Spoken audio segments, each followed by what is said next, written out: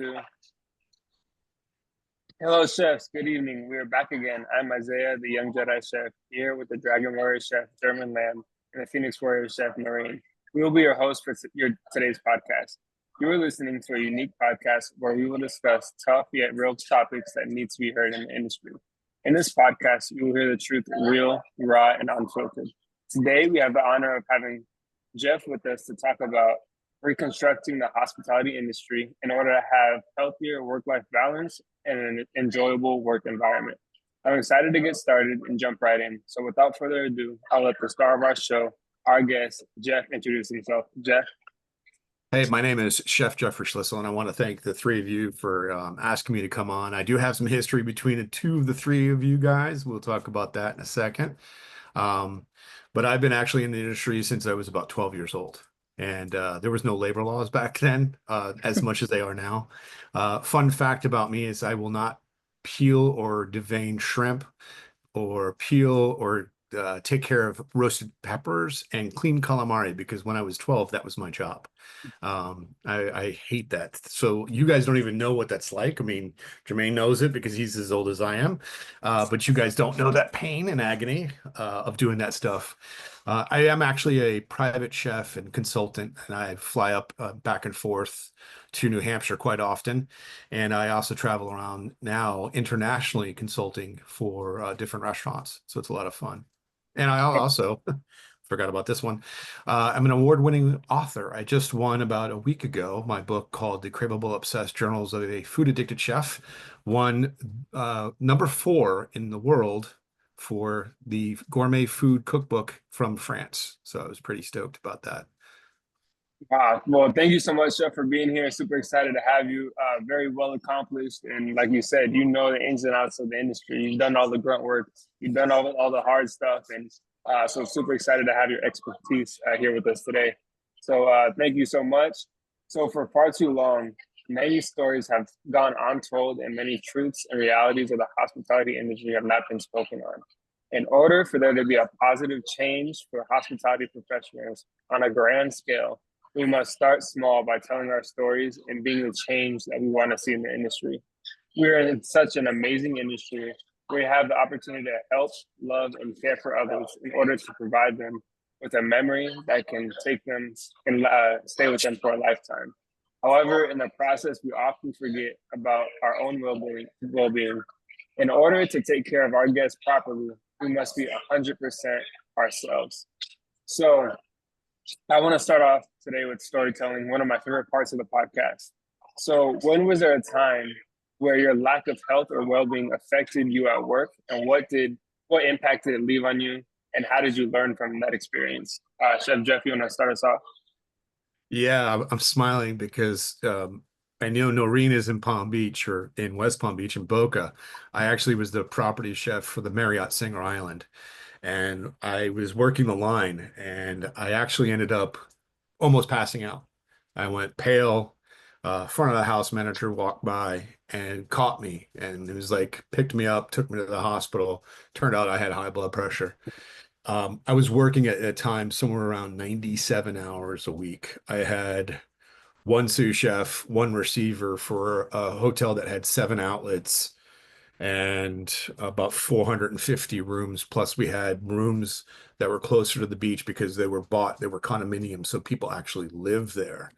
I think what that taught me afterwards is that, that old saying goes, you could die tomorrow, your family's going to grieve you, but not your work. And I think that's like the catalyst of starting to be, I mean, at that time I was in my 40s, I'm 54 now. And it really taught me that life is more important to your family and yourself than it is to work in a line. That's my story of how that affected me. Yeah, I don't think you could have hit on the head better than that. And actually, I have a story that relates to that as well. And when I was working in Vegas on my externship, the same thing happened. I passed out. I was yelling. I was screaming. I didn't have enough nutrition in my body, so I had to go to the ER. And that was just a wake up call. Like, I need to take care of myself. I need to take my breaks. I need to eat. I need to drink, because I would go all day without having a break because I wanted to prove something to the chef. And that's really the reality of the industry. And even recently in this new job I started, had an incident where I had an hour of sleep and I wasn't able to be there fully for the people I was teaching. So I think um, really being there for yourself is the most important part, and then you could, Yeah, I'm going to call you out because you and I worked together in New yeah, Orleans yeah, we and the did, kitchen. yeah, we And I did, remember telling you several times you need to take yeah, a break for yourself. exactly, yep, yep. No, it's important, and I'm learning to incorporate that into my life a little bit more now.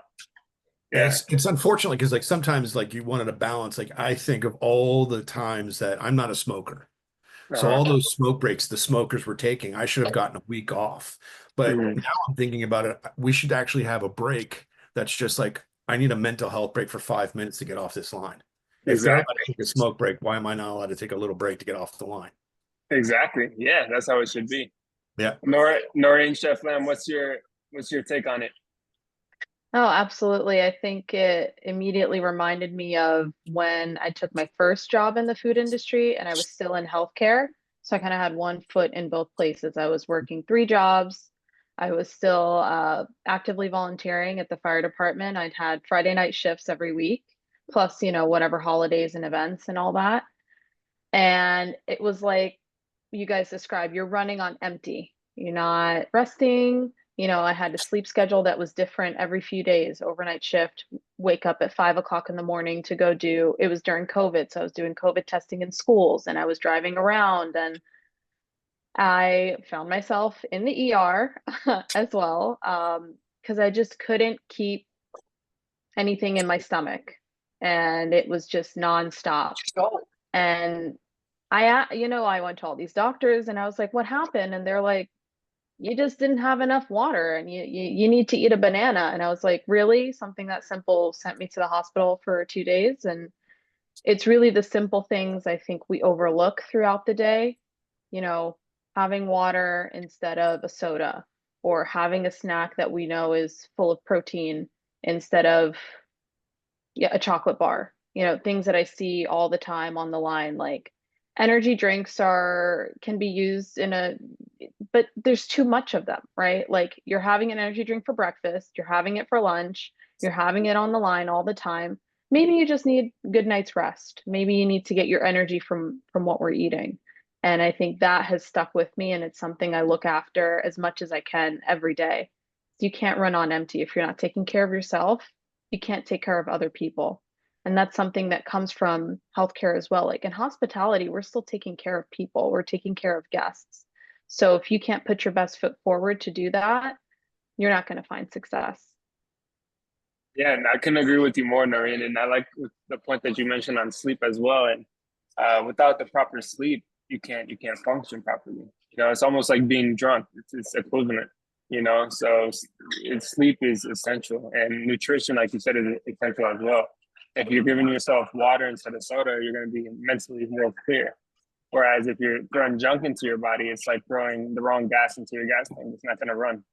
So it's super essential. So thank you so much, Noreen, for that. Chef Lamb. Well, you know what? Since Chef Jeff mentioned, his age, I would say that I'm probably the Yoda on the team here. And I would say looking back, forget about back. It's looking forward in the future. And like each story that you mentioned, there's valid. But how do you, or better, how do we become great leaders in an environment where it's fast? And guess what happens? It's speed, it doesn't stop. And the thing is, how can we condition, the body, the mind, the spirit, and food? Because all those four, we're responsible and we're accountable for it. So don't let the industry kind of dictate. Suddenly you have these four areas where, your body gets destroyed, your mind, it's like, from left to right, you're tired, you're like a zombie, and your spirit, you're not that person that came into this industry where you were like alive, and the last thing is food. You know what I mean? It's like we have the salt food and we have the sugar food, but we have the clean food, right? The 5 food groups, So you just have to make better choices And if you want to be in this game for, the next 10, 20, 30 years, you got to condition, you got to condition yourself like an Ironman. That would be my suggestion.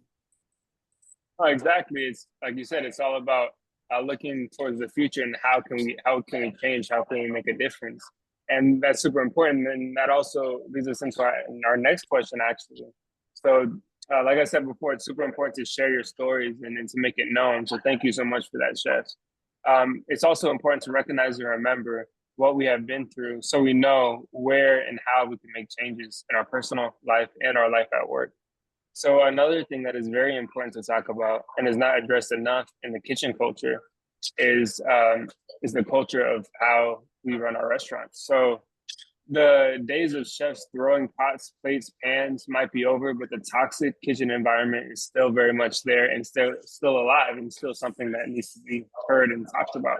So what changes do you believe need to be made in the industry to create a more positive work environment? And how can we encourage positive change? Chef Jeffrey, want to start talk? Mine? Yeah. I'm going to be blunt and honest. I think the bullshit of gatekeeping recipes and the egos need aside, because nobody invented food. Food was here long before we were here. And we're just putting food together that we learned from somebody else. And to degrade and belittle somebody because that's what was done to us, we forget how we felt mentally, and that we didn't want to do things. And the bear is a perfect example of that. When season 3, when he was trying and the other chef was coming in and just berating him about he was just a piece of shit and he was worthless. That's triggering for a lot of us, and especially my generation. When we were going through it, there was really nothing like that. There was no checks and balances. And you look for, like for me, going into the kitchen now, it's one of more of, I don't really care what you're doing. I want to know how you are as an individual, one, because if I have a vested interest in you and your being, then you have a vested interest of me. Because my thing is, we can win. Whatever the win is, we can win. But you have to have a buy-in for your team. And I think a lot of times, like you see these chefs now in my generation with Generation Z and millennials, and that was such a bad word for us. I think what we have to understand is there's not only a generational gap, there's a communication gap of what the needs are from the second generation, third generation. My generation before us, boy, those guys are poor bastards, what they went through. But I think what we've done and what we've realized is now we're teaching the Generation Z is it's more about mental health. It's about, hey, wait a minute.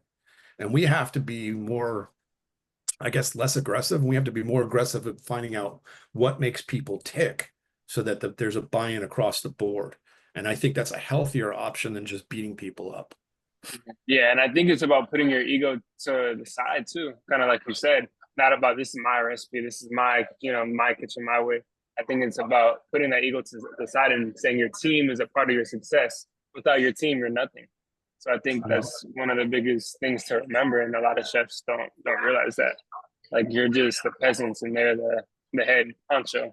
So I think, yeah, that's the thing that we need to change, kitchen culture. Thank you so much for that, Chef Noreen, Chef Lamb.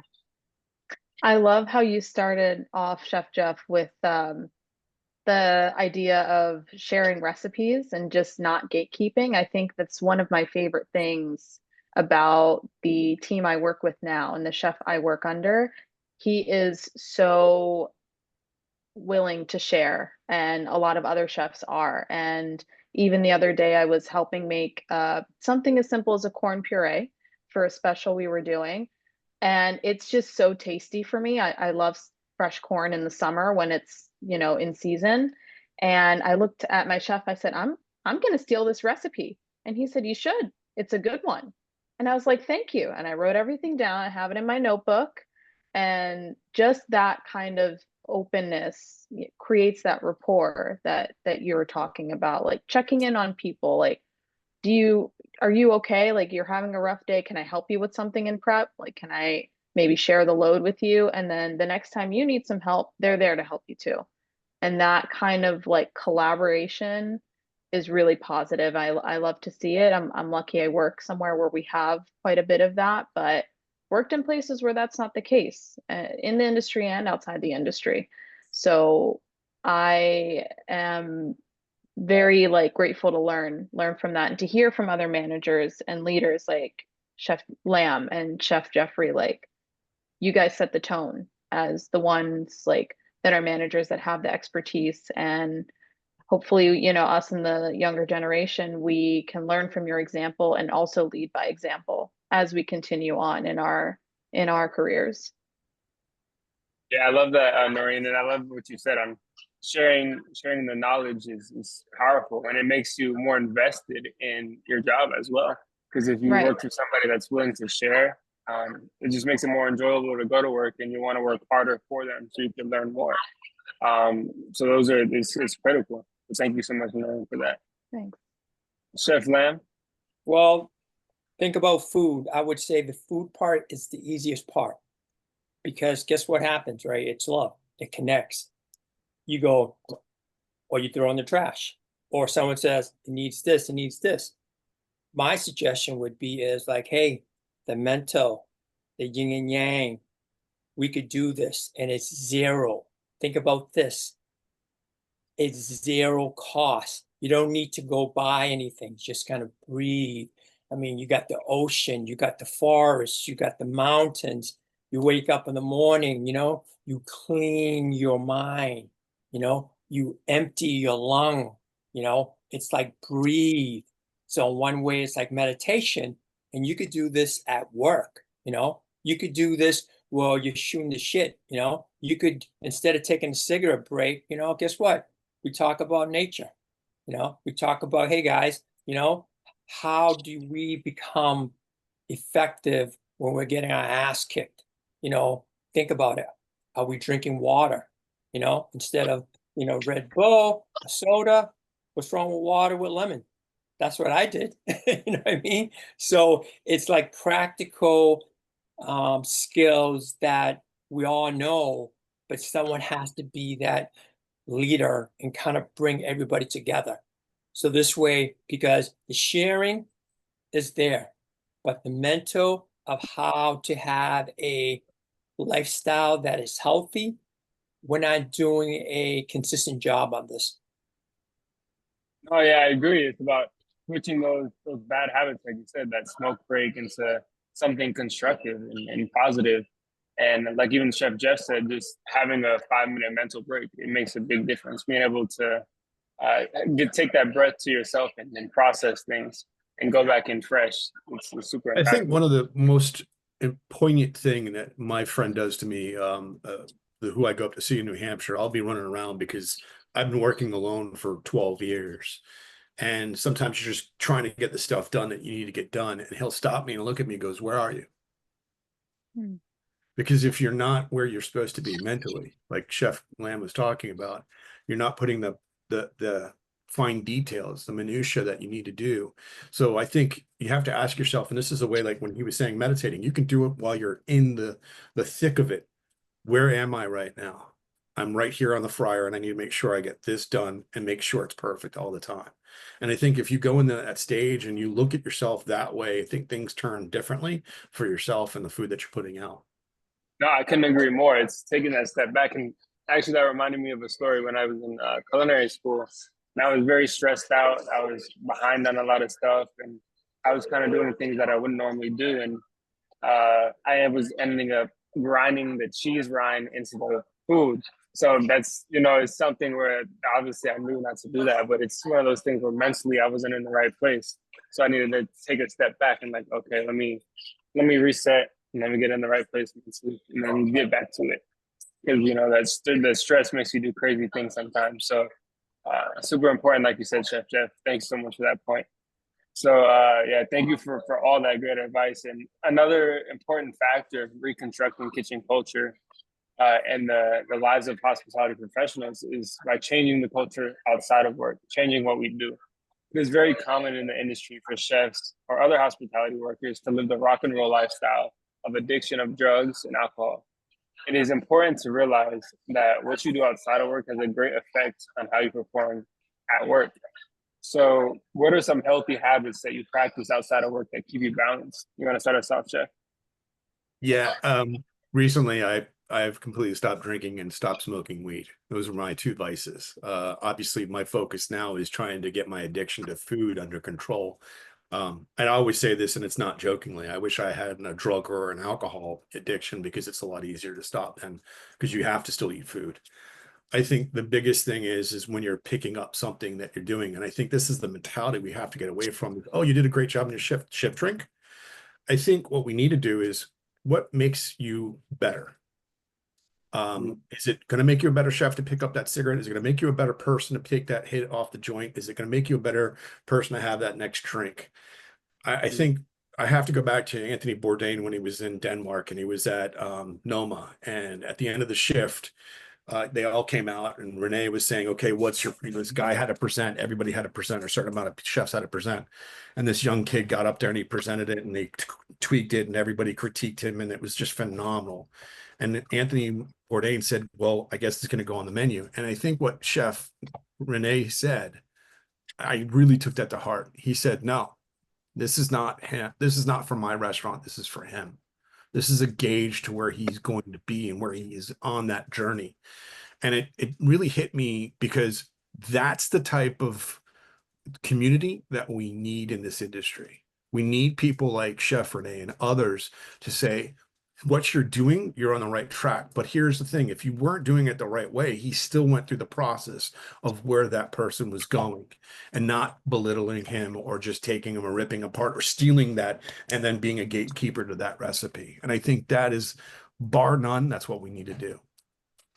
Exactly. No, that's a great example. Thank you so much, Chef, for that. Noreen, Chef Lam. I love highlighting the point of what our habits are like after work, especially like we get off of work, it's late, nothing is really open except for bars or, you know, hanging out at someone's house or whatever it is. And everyone else that works office jobs, they're asleep. Like it's 1 o'clock in the morning. So it's easy to fall into a destructive routine when you can choose to do something else. I like the idea of asking yourself, is this going to make me better tomorrow or in a month or in a year? Or is this just something that is going to distract me from positive change or positive influx? And, you know, I think having a life outside of work is very healthy because then you can rely on other things that enrich your life that isn't just, I just need to get through the day. I just need to get through this shift. I need to get through this and get through this and get through this. We should still be living. So having a good support group, going for a coffee on your days off, like the United States is well known for our nature, our parks, our national parks, our coastlines, our mountains. Go outside, right? I didn't grow up next to the beach, so now I take advantage of that. I go to the beach at night, during the day. It's just a walk on the pier. That is very refreshing. And so like things like that I think can be helpful and are underrated. You don't need a fancy piece of technology. You don't need a $300 a month gym membership. You don't need to be a part of this boutique studio that does X, Y, and Z. Connect with people, have friends, and do things together. It's so that your body, mind, spirit, food, like Chef Lam always says, is enriched outside of work. Yeah, and I love that point that both of you guys said is do stuff that's gonna make you better, progress you in life, not set you back or just temporarily get you through it. I think that's one of the most important parts because you can find a temporary escape, but at the end of the day, it's not gonna fulfill you, and it's not gonna progress the situation. You know, it's just gonna make it worse or temporarily fill that void. So super important. So thank you guys so much for that, Chef Lam. My favorite place is a bookstore, a library, Barnes and Noble. Why? Because you could go to any section and learn a subject. And you just go around and think about it. It's zero cost. All you are doing is walking around, touring, looking at all these books, reading these magazines, you know. Then from there, go outside, you know, go to the woods, go to the pond, go to the lake, go to the mountains, you know, go to the jungle gym where you play basketball. They have, you know, bars, make yourself a kid again, do things that are sustainable.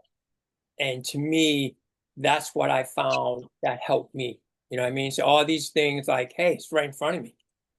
Now the thing is, do you know how to utilize it? And I believe like what we're talking about right now is we have great chefs who create amazing omakase menus, tasting menu, food and wine, but none of them are showing us how can we live, and when we retire, we don't look like Chef Boyardee. It's very true.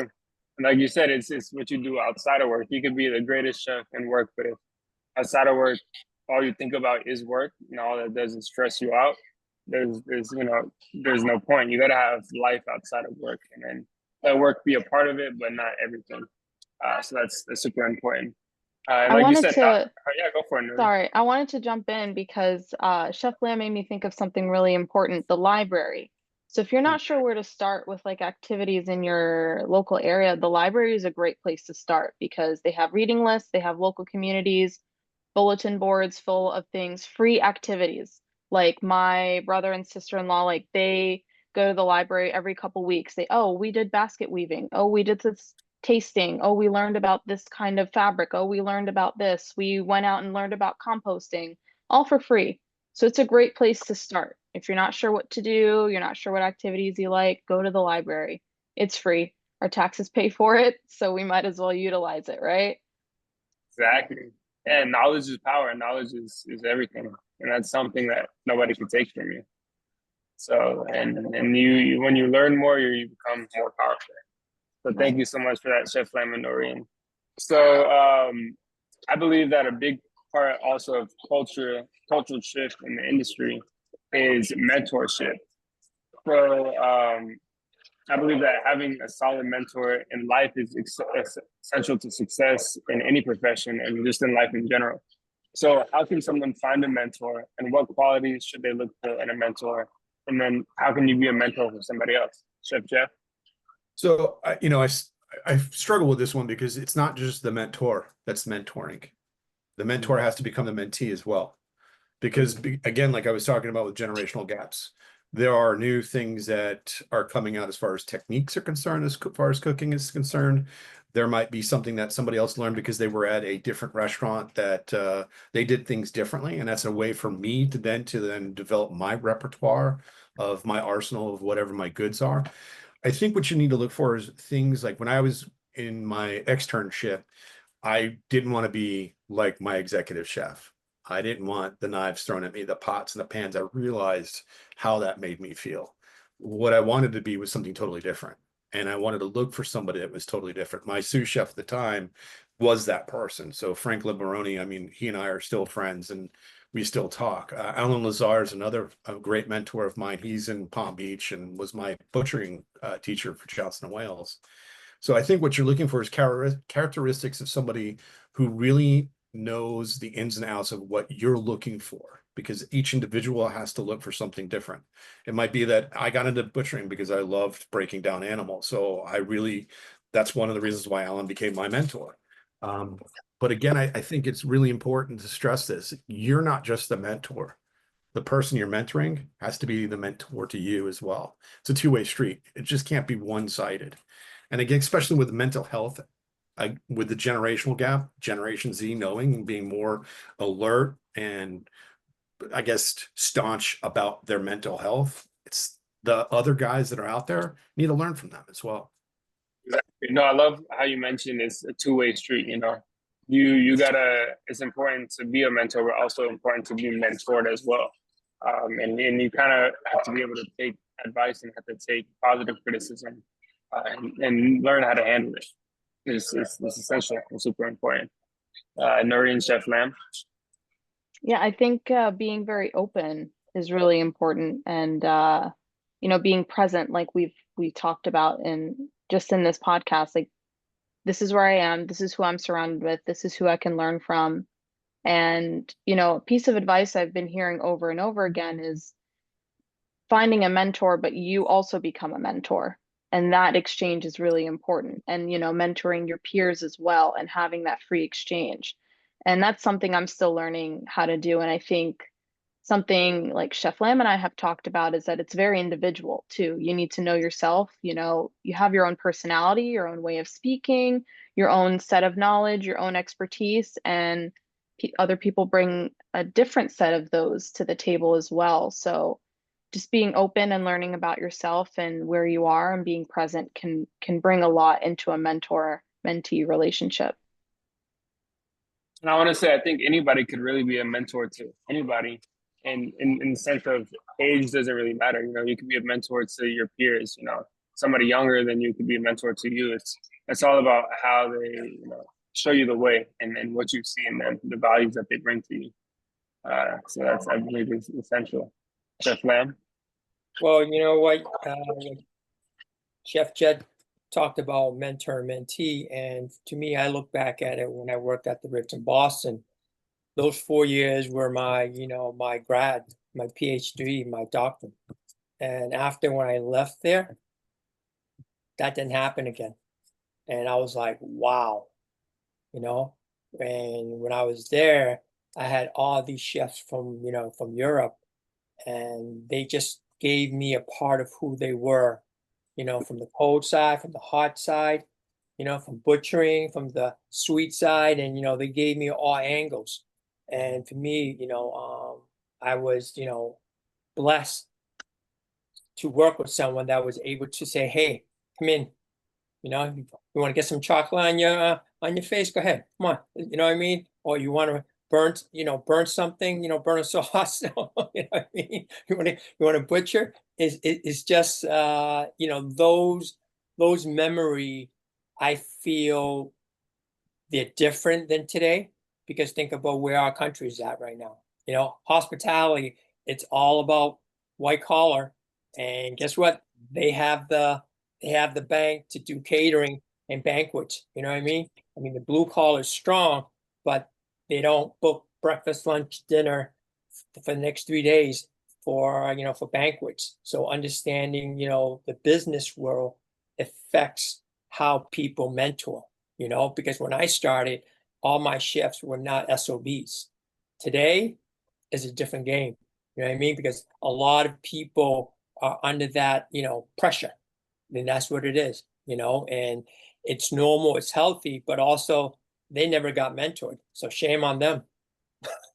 Yeah, no, I think, like you said, it's about learning how to deal with the pressure and leaning on the people that are there for you and have your back. So thank you so much for that, Chef Lamb. So we have about 4 minutes left. Just to finish it off, what is one last piece of advice that you have for people struggling in the industry right now? What piece of advice can you give for them? Give to them, Jeff? Yeah, this one hits home because the last couple of days I've been struggling myself, you know, just mentally and reaching out to your community. And I think if you don't have a sense of community, make one and search for one. And the only way to do that is to talk, tell your story. Don't be afraid. And I think society dictates a lot, you know, and I always say this, when a young boy falls, we say, hey, get up and suck it up, buttercup. When a young girl falls, oh, let me see, come here, let me, you know, let me see what's happened. Let me give you a hug. I think that mentality has to be crushed. I think we have to treat individuals as individuals. And if you're having a problem, don't think of yourself as being judged, and don't judge anyone, because everyone's going through their own thick of shit, whatever it might be. Listen to them. I think God gave us two of these and one of these for a reason. Shut your mouth when somebody has an issue. And I think there's three things you can ask when somebody's telling you something. Do you want me to respond to you? Do you want me to help fix this problem? Or you just want me to sit here and listen to you vent? And it's taking away anything or the pressure that person might feel, because sometimes people just want to sit there and vent and throw up whatever's in their mind. And they don't want to hear fixing, because, you know, obviously men like to fix things and women just want to vent. Nothing against it. That's how we act. But if you put it out there, this is how things, I'm going to sit there and say, hey, do you want me to vent? Do you want me to do this? Do you want me to do that? You're already clearing the road path for that person to sit there and come to you and say something. And you're clearing the way for them to then feel relief. And I think that's the biggest thing we can do for each other. Wow, yeah, that hit nice, Chef. I don't think I could have said it any better.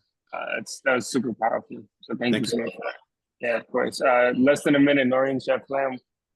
I just want to say that that's very powerful, especially for men.